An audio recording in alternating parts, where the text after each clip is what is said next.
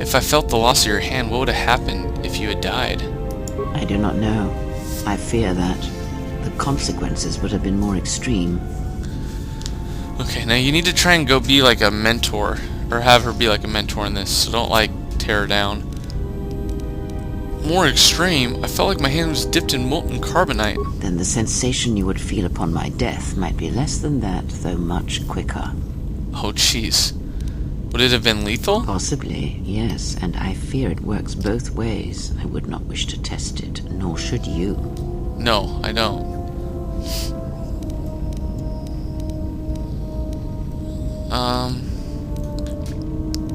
Then we'll work together and try to be careful until we can fix this. When battle is upon us, I suspect our minds are prepared enough to shield each other from the pain. I think we shall not have a repeat incident of what happened at Paragas. How could this bond have happened? I confess its nature eludes me as well, but the bond is strong, and its roots run deep. It seems the Force flows easily between us. When one of us manipulates the Force to heal or strengthen ourselves, the other is aided as well. Yeah, we know about the Force chain ability. You told us that earlier. A powerful technique indeed, though, as we have noticed, it has its drawbacks. Yeah, it actually does. So what do we do now? I do not know. The Sith struck more swiftly than I thought, and they will not stop until they have you in their grasp. If you fall, all the galaxy will echo it. Is there any place where we can retreat to? It does not matter where we go. It is not the destination that matters. It is the journey. All paths will take us to the end, whatever it may be, and no matter how strongly we fight against it. For now, we are bound for Telos, and that is enough. Enough for what? Before the war, Jedi who failed their training were sent to the fields of Telos to serve the galaxy, not as Jedi Knights, but as farmers and laborers. The destruction of Telos was complete. I doubt any Jedi remain. Yet there may be echoes of their passing. We shall see. Okay. And if we find no trace of Jedi teachings on Telos to help us? Then I am left with nothing more than we had already. My faith in you and your ability to meet what comes. There were other questions I wish to ask you. Ask, and I will answer.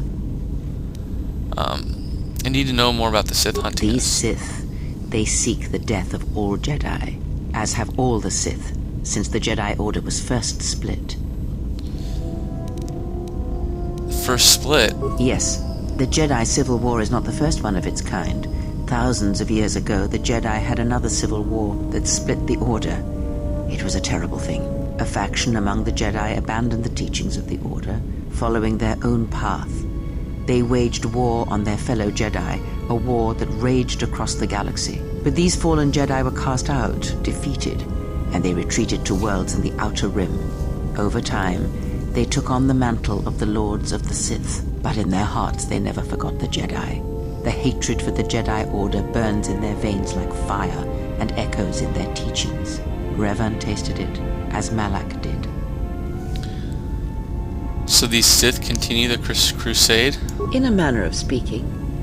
They are different from Malak in that they are concerned only with the destruction of the Jedi. For them, it is all that matters, all that ever mattered. It is a different war these Sith wage, a thing of silence and shadow.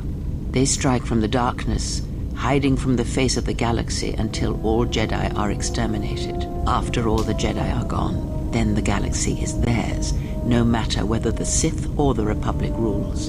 It is the dark side that shall reign, unchecked.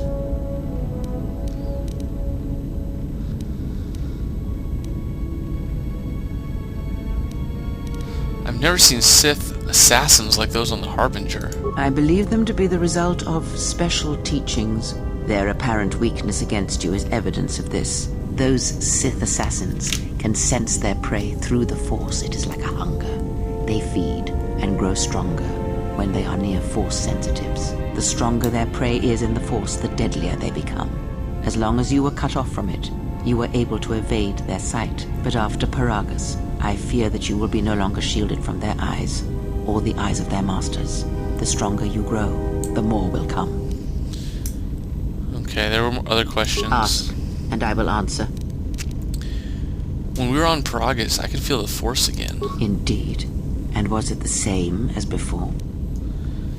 No, it felt different. Faint. If my suspicions are correct, perhaps the damage the Jedi Council did was not as permanent as they thought. It is not an easy thing to cut one off from the Force. Wait, the Jedi did this to me? What did you believe? That you suddenly lost your connection with the Force without reason? But I didn't think it was possible to cut one off from the Force. It's like deafening someone or blinding them. Indeed it is. It is much like losing one's ability to listen, or being put into a deep sleep, unable to awaken to the galaxy around you. Such a thing has been done before, when Jedi have pronounced sentence on their own, and exiled them as they did you.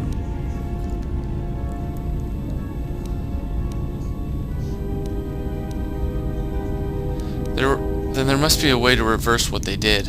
It is possible that such a thing can be undone. Still, even so, the chances of the Jedi undoing such a thing for a traitor is a slim thing at best, assuming they yet live. But you said it's possible. How? Our link may have had other consequences. Perhaps you can hear the Force again, distantly, through me. If so, then there is hope. I may be able to teach you, train you to feel the Force again, and if you will not allow me to help you, then other Jedi must train you, or undo the damage they have done.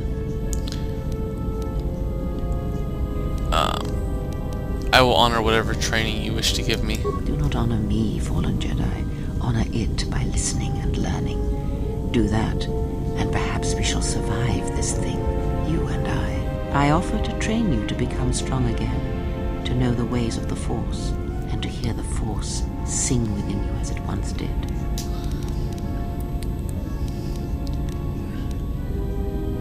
If your training brings me power, then I will listen. No, I would welcome whatever aid you offer. Then our training shall begin. Whenever I travel with you, I shall impart what I can to you, through my words and presence.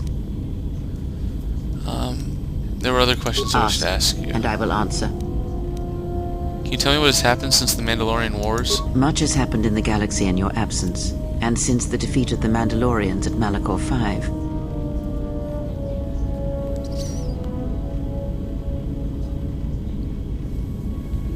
Tell me about the Mandalorian Wars. It is a tale you already know well. Almost a decade ago, the Mandalorians began preying on the Republic, bringing the fires of war to many planets along the Outer Rim. Their predations continued, winning victory after victory, until the Republic finally begged the Jedi Council for aid. The Jedi Council agreed, but did not move fast enough, so we had to? Indeed. The Jedi Council counseled caution and patience to assess the Mandalorian threat as the Outer Rim burned. And Revan and Malak refused to wait? 2 Jedi Knights, Revan and Malak, defied the Jedi Council. They challenged the Mandalorian fierceness and brutality on the battlefield with a viciousness of their own. Revan's entrance into the conflict marked the true beginning and end of the war. It was Revan who drove the Mandalorians back into the unknown regions. Until we destroyed them at Malachor 5? Yes, I have heard tales of Malachor 5 and Revan's part in it. I know you served there in that final battle. It must have been a terrible thing. Many Jedi died at Malachor 5, and the conflict split the Jedi Order. You speak the truth. The war's end was merely another beginning, and what seemed a victory for the Republic was far from it. Many believed the Mandalorians defeated at Malachor 5, but the Mandalorians taught the Jedi much through battle, and so it was that Malak, Revan, and the Jedi that followed them discovered their true natures in the Mandalorian Crusade. But you know this.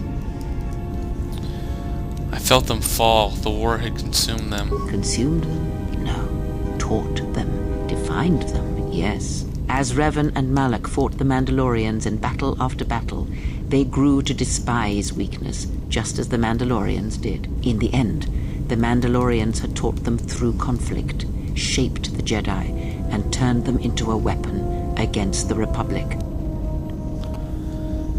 And what happened next? Revan and Malak, and all the Jedi that served them, turned against the Republic and the Jedi Order. Jedi fought Jedi. Revan was ambushed by the Jedi and captured. Malak continued to wage war in his master's place, inflicting terrible wounds on the Republic. Wounds that bleed still. What happened to Malak? As all Sith do, without a strong enemy, the Sith turned on each other. Revan escaped the Jedi and returned to finish Malak, and that was the end of the Jedi Civil War. Does Revan still live? After defeating Malak, Revan left the Republic, and there are none who know where he has gone. It is said that the Sith remnants turned on themselves after Revan defeated Malak, reducing Korriban to ruin as the Republic still bleeds and struggles for life. Where Revan wanders now, I do not know.